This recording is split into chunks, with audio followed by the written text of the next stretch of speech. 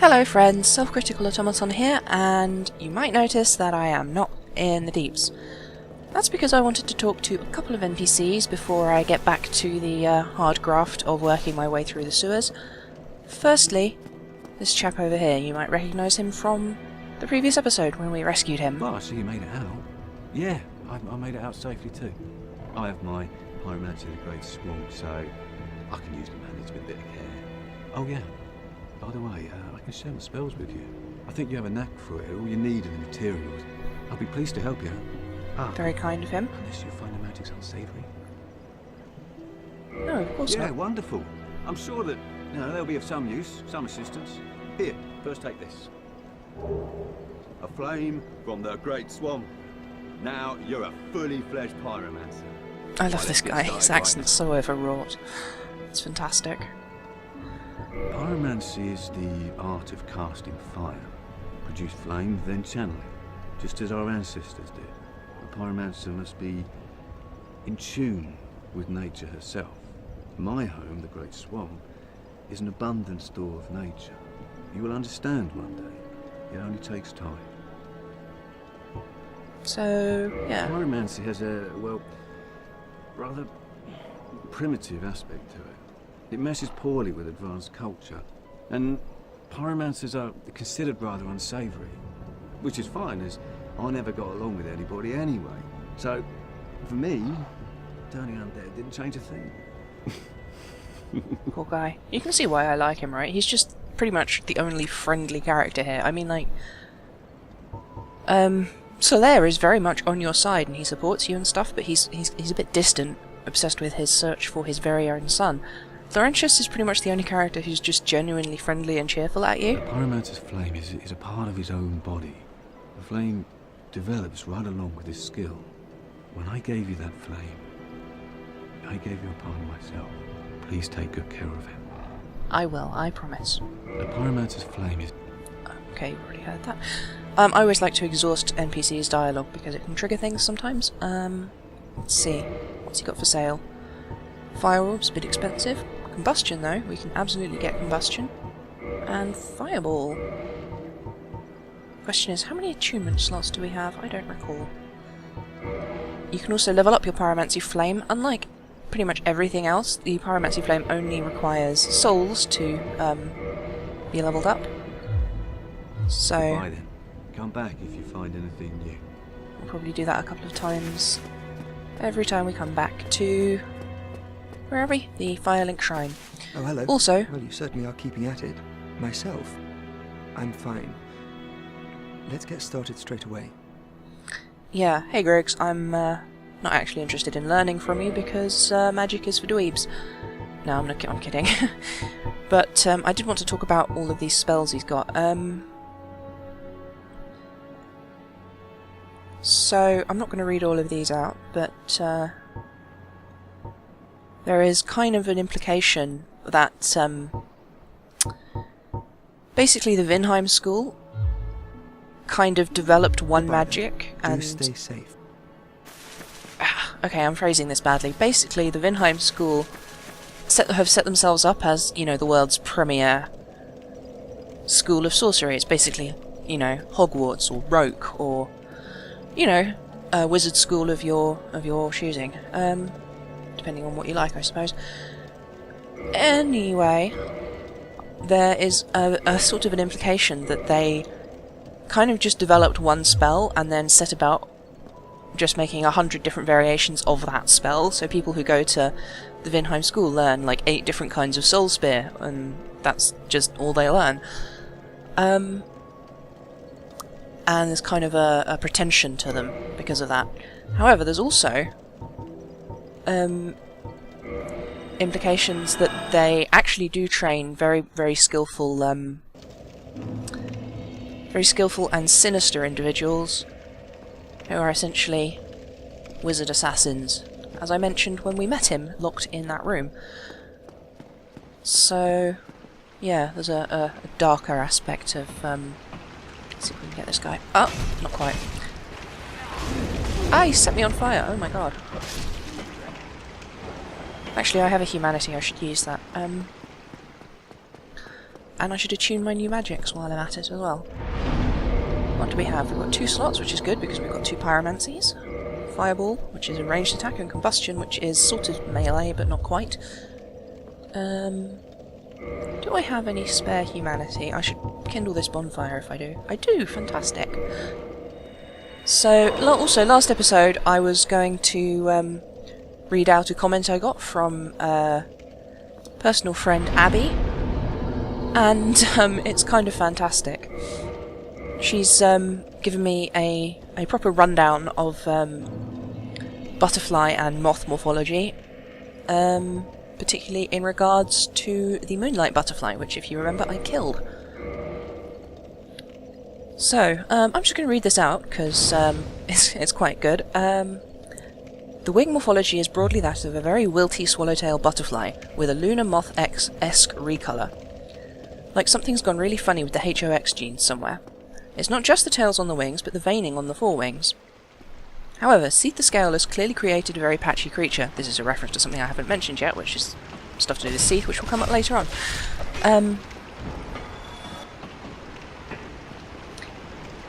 And the morphological differences used to identify species in the actually also very patchwork butterfly moth taxonomy are also absent. Antennae? None, although the tendrils on the wings resemble a butterfly's long filamentous antennae. Although I personally think that the horns that it has jutting out from its sort of head region are overdeveloped antennae. Wing coupling mechanism? None, a trait it shares with butterflies, but not with moths. Though the lower forewing does seem to be torn. I'm just going to wait here for a second and finish reading this out. Maybe the creature Seath pried it from was a moth and did have a frenulum. How might we find out? Don't some dragons, Seath included, also have vaguely insect-like membranous wings? This is true. Pupae? Lloyd only knows. She's referring here to Allfather Lloyd, the uncle of Gwyn, god of the sun. Wings? Brightly coloured, usually a butterfly wing, though with obvious... Usually a butterfly thing, though with obvious exceptions. Body structure, eye types, none, wing coupled to some kind of metal webwork. Butterfly is probably the most accurate name out of butterfly or moths, although it seems in fact to be neither. So there we go. That's oh wow, that's a lot of rats. Let's see if we can fireball them. Yeah, pyromancies are a lot shorter ranged than sorceries, generally speaking. Okay, let's just get them. Wow, that was a lot of damage.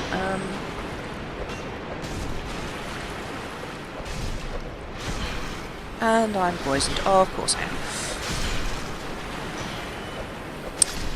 I'm actually not feeling very well today, so apologies if I'm a bit clumsy and unskilled. I'm still playing though, still recording. That's just how much I love you guys. Because I am a professional. No, I'm not. I'm the opposite of a professional. I'm literally an amateur, but still, I do care quite a lot about producing these and getting them all out on time. So, oh, dicks! How did you know to hide in that box, huh? You're a very smart rat. Now, you might notice that it did a lot of poison damage, even though I blocked its attacks. That's a thing about rats. However, with a bit of luck, we'll soon get the my favourite shield in the game, the Spider Shield, which has high resistance to poison and toxic, and I think bleeding as well, possibly.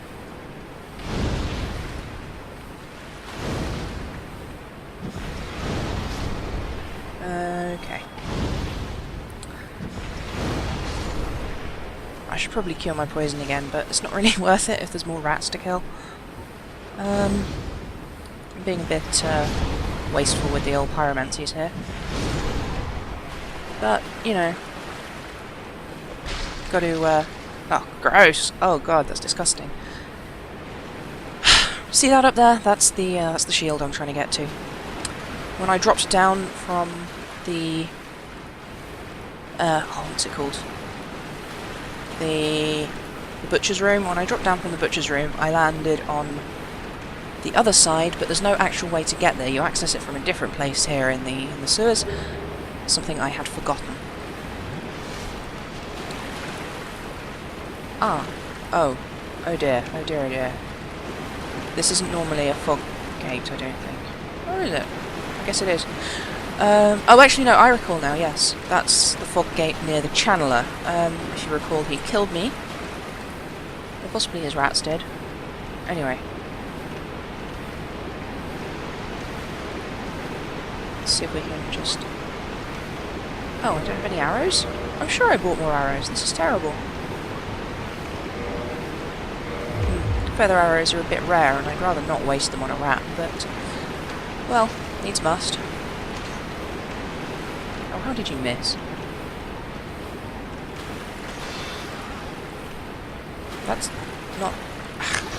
Oh my god, I'm hit terribly. This is awful. Right. Hop across the gap. It's generally a bad idea to fall down these holes, unless you actually want to fall down one of them for whatever reason. There are various reasons why you might want to fall down. Oh shit, there's the channeler.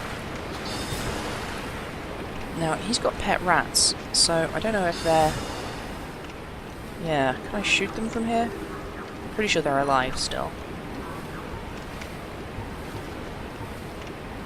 Let's take a shot and hope for the best. That's definitely alive. That's an alive rat. Oh my god. Chug a lug, take a glug. For those of you playing the drinking game, you're probably already pissed. Can I hit him from here? No. Well, I can from here, though. Ow, that's a lot of damage. I should really try and time my shots to avoid getting hit by him, but, yeah.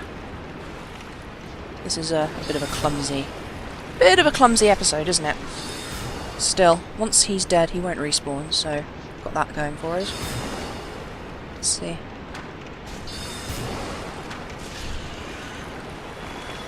One more rat, and then I can run in and punch that guy to death. Oh shit. It's close. Ah, Jesus. It's a giant rat. I hate them so much. This game has some normal rats that you can't hurt, and then it has giant rats, and then it has humongous rats. And then it has, like, the rat god thing. That was close. He was about to kill me again. Right. That's him down. Take another chug. See, this is a giant rat. The things I already killed were humongous rats. I do love the old, Oh wow, okay, I missed. But yeah, very short range. Is there an item around here? There must be. Aha! Large titanite shard, always worth having. One of the interesting things about rats is that they have a really high drop rate of humanity. Both liquid humanity and solid humanity. Which is strange, you know, but I'm not one to look a gift rat in the mouth. Because they're scary, they've got big teeth. Recognise this? Boom, it's right where we were. So, I guess I already looted that guy. Maybe last episode, I guess. Don't fall down the hole. Is there even a hole here? Ah, okay, there's that rat. This is where all these were. Wait, if this is where this was, then where did I go? Oh, I must have turned left at the bottom of here. Oh, that's a dead rat. Okay, that explains. Oh, whoa, that was close. See, in Dark Souls 2, you jump by tapping left stick when you are running across, when you're running. In Dark Souls 1, you do it by tapping B when you're running. This is a very minor change, and as far as I can tell, it's just to, like, completely shit me up, you know? Like, for fuck's sake. Let's see, is that a slime? That's definitely a slime. I fucking hate slimes. Bastion! Ah, that's interesting. I don't think I ever noticed before that these were vulnerable to fire. Much more damage than my fist or my weapon did. So, it looks like the only place left to go is down this hole, right? Yep. I've explored every corner of these tunnels. I've explored there isn't really much to explore otherwise. Looks like we've got to go down that hole. Yeah, that's the one I just shot with arrows. There's no more passageways here. So, down the hole we go. Now, this is a fairly dangerous bit because there's both an NPC invader around here and these fucking things. What are these things? These are basilisks. Really neat monster design. Really frustrating to fight. That grey mist is curse. It's also stone. If you're in it for too long, you will get turned to stone, and then when you die, you're cursed. Oh, I can barely see what's going on down here. Tell you what, I'm just going to close the curtains quickly. So, basilisks are pretty weird, as you can see. They've got big, big eyes. Those aren't actually eyes. I know they look like eyes, but you can't really see. But if you look very closely, or if, like me, you have the art book, because I really love Dark Souls, did you know that? You can see see this? This is another one of those subtle multiplayer elements. Someone got turned to stone on this spot. Another player, that is to say, not an NPC character or something. So, yeah, sucks to be them. Let's see if we can... I've only got 3 arrows left, that's not good. Definitely need to buy some more soon. Fortunately, it's not too far until we get to Domhnall of Zena, and I believe he does sell arrows. Yeah, there's a ton of these things. So yeah, the problem with getting cursed is that, well, when you wake up at the old place where you wake up after dying. I've been playing this game for ages and I'm still having trouble remembering words. Bonfire. When you wake up at the bonfire, your health is ah, shit. Remember what I was saying about the jumping? So, yeah. Ah, an item, fantastic. Ring of the Evil Eye. What rings am I wearing? Oh, I've got an empty ring slot, I should put something in that. Wolf Ring for poise or Ring of the Evil Eye for HP? I think I'm going to go with Evil Eye. Can I kill you through the bars? Or are you too far away? I think he's too far away. I don't want to waste another combustion, I've only got a few left. What was I doing? I was talking about something and I can't remember what it was. Oh yeah, your health is semi-permanently halved when you get cursed. It is halved until you either pay an NPC we haven't met yet to lift your curse, or you use an item called a cursing stone, which I believe I have a couple of. Or is it? It's not a cursing stone, is it? It's a purgatory stone? No, that's not right. God, why am I having so much trouble remembering stuff today? Do I have any? I'm sure... Oh, apparently not. Okay. Still, you can buy a couple from them from the Moss Lady, and I don't want to have to because they're quite expensive. I think they're 5,000 souls each. But, you know, I will if I need to. So... This place is kind of a confusing tangle of corridors, but once you've been through it a few times, you kind of learn the layout, and it's pretty easy. Let's see if we can get over this time. It's only a humanity, but humans is as human does, and I need lots of humanity. Huge manatee. I am a huge manatee. Actually, that's kind of an adorable thought. I am going to be a huge manatee now. That's a term. I'm gonna say it right now. That's a term of endearment. You can all call me if you want, provided you're doing it from a place of love. Right. What's next? I think this is where we get invaded, just around this corner. Or around the corner around this corner. Oh, look, more of these bastards. Actually, shall I see if I can get a close look? Its eyes are sort of just above its mouth. And those big trembling things are not eyes, technically. Gross. Gross. Horrible bloody things, I hate them so much. So yeah, I have the Dark Souls Dark Book? No, the Dark Souls Art Book. The Design Works one. I don't know if there are multiple ones. I have Dark Souls Design Works, basically. Is what I'm saying. Oh, that's neat. That flash was that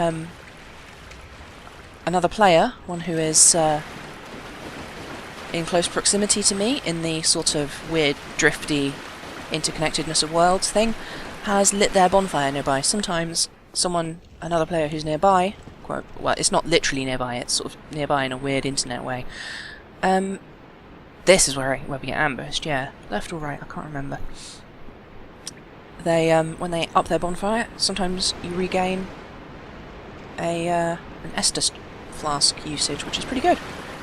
And that just happened twice, which is also good, because I've used up quite a few Estus more than I wanted to. Gross. Gross. Disgusting.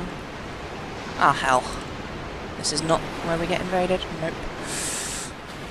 Well, the problem is that all the corridors look the same, which is why you get lost in them if you don't know what you're doing. And that's also why sewers in real life are incredibly dangerous. Like, you can go on guided tours of the London and Paris sewer systems. If you don't have a guide, you will get lost and die. It happens to multiple people every year. Incredibly dangerous. And of course the London sewers are even more doubly extra dangerous because the Thames is a tidal river. So, this is... Actually, no, I'm not going to say it. Gross. Shitting fuck all rat. Jesus Christ. I better figure out where that shield is soon. I want my spider shield, damn it. Spider shield, spider shield. Blocks everything a shield can. No, that's terrible. Right. Yeah, so we've already been to the other side of there, as you can see, because there's a corpse with no item on it. And you might remember when we were there a minute ago. I'm sure I'm making this look all incredible. Oh, look, a normal rat. What a rarity. Oh, it's gone. I'm sure I'm making this look incredibly easy, but don't worry, this took me, oh god, like 15 attempts on my first run through. Yeah, this is where the, oh look, another rat.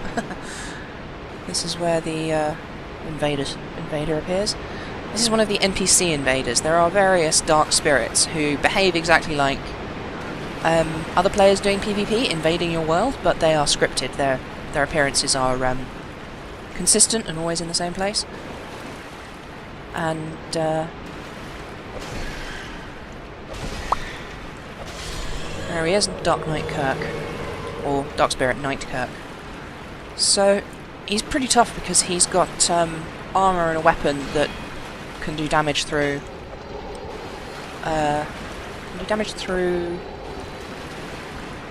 Actually, I could have sworn he can do damage through shields, but he doesn't seem to have done any. Ouch. Oh, no, it inflicts bleed, and if he rolls through you, it will do damage? That's what it is. Okay, I'm just going to set him on fire, because, you know, screw him. Boom. I am the Flame Lord. Look upon my fire and despair. Of course, the good thing about these guys is that they only spawn once, you know, you don't have to fight them multiple times if you want to go through an area again. And sometimes this guy drops, what's he dropped? Spiked shield, barbed straight sword. Yeah, sometimes he drops his sword and his shield, and you can get his armor later on as well, which is incredibly frustrating when other players use it, because players are generally savvy enough to just keep their shield up and roll until they've rolled you to death. Which is, let's be honest, a dick move, but, you know, clever dick move. A clever dick move, yes. Oh wow, I'm already over time, so I'm just going to take a quick check back here to make sure I haven't missed a door. And then I'm going to call it the end of the episode. So, well, that went very well, even though I was a bit incompetent. I'll catch you guys later. Bye.